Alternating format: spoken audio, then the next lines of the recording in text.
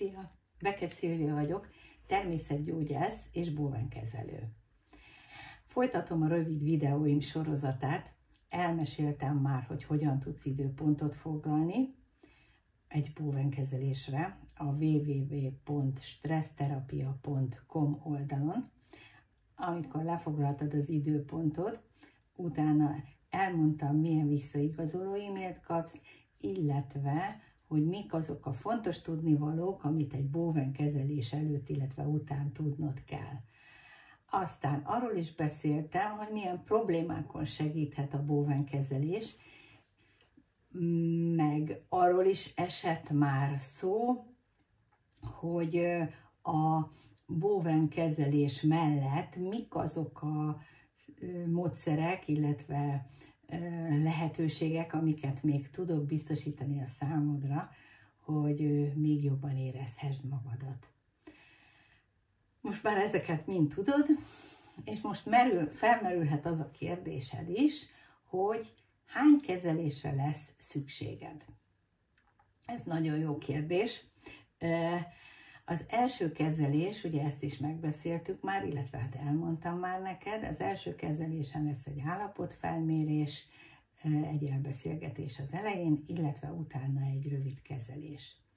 Az első kezelés után, mikor jössz második alkalommal, akkor már azért sokkal több információhoz juthatok abból, hogy hogyan reagáltál a kezelésre.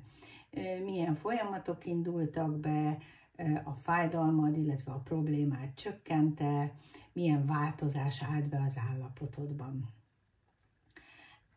Ekkor már azért egy kicsit talán jobban látható, hogy hány kezelésre lesz szükséged.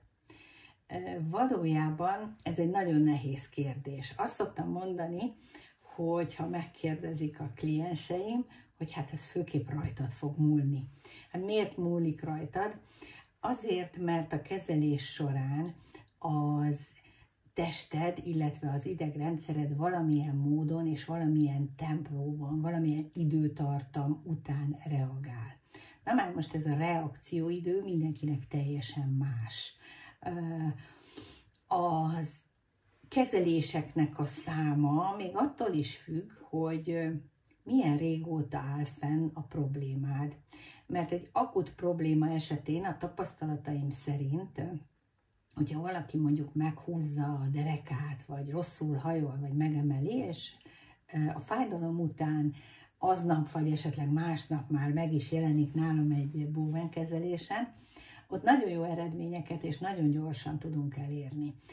Sok esetben akár egy-két kezelés is elegendő ahhoz, hogy ez a probléma megszűnjön, illetve lényegesen lecsökkenjen.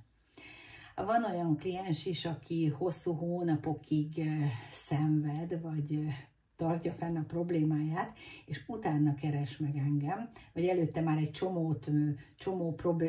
csomó helyen volt, és többféle módszert is próbált, és utána jön hozzám egy kezelésre.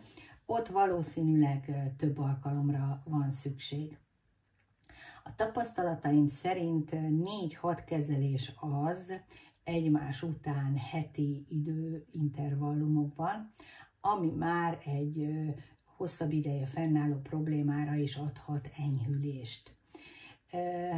Így előre nem csak én, a többi bóvenkezelő se fogja neked megmondani, hogy hányszor gyere majd.